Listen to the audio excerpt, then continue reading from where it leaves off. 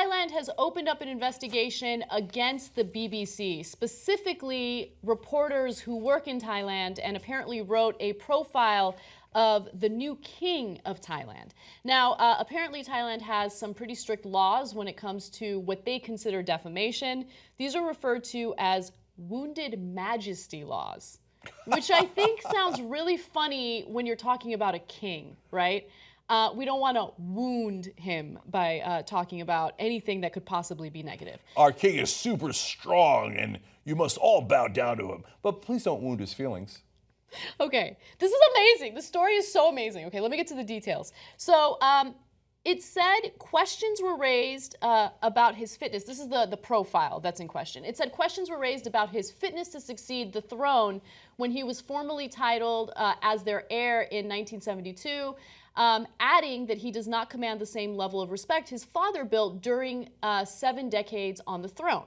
Okay? So can I just say 2 things on his behalf? Sure. And not because I'd like to go to Thailand again.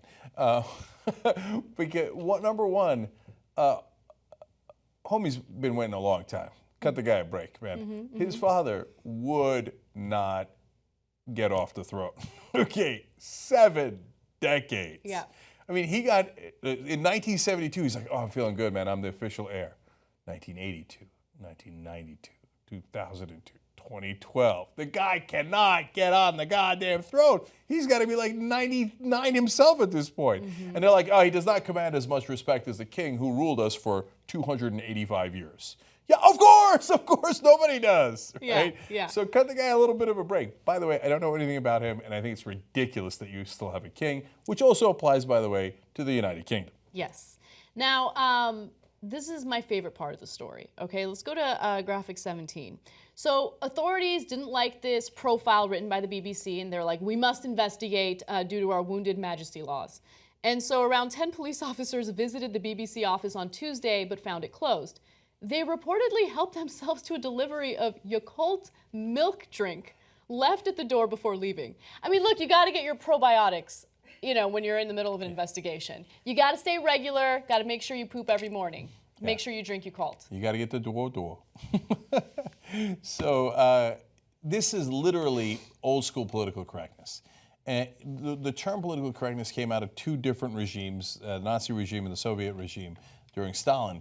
And if you reported anything in the media that was not politically correct, not factually correct, but politically correct, there would be consequences. In this case, Thailand says what the BBC did was, quote, and was inappropriate information.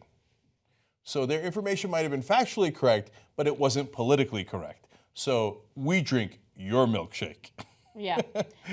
By the way, I know that we're treating this story as if it's fun and games, but it has serious consequences if someone is found guilty of defamation. So the sentence can be as long as 15 years, but there have been cases of people who have spoken out against the monarchy on Facebook and social media, and they were sentenced to 30 years behind bars. So hopefully the reporters in this case are safe from these ridiculous sentences.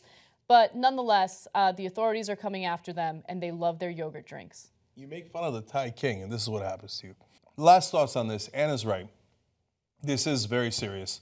2 people in jail for one for 30 years and another one for 28 years for what they said on Facebook. That's insane.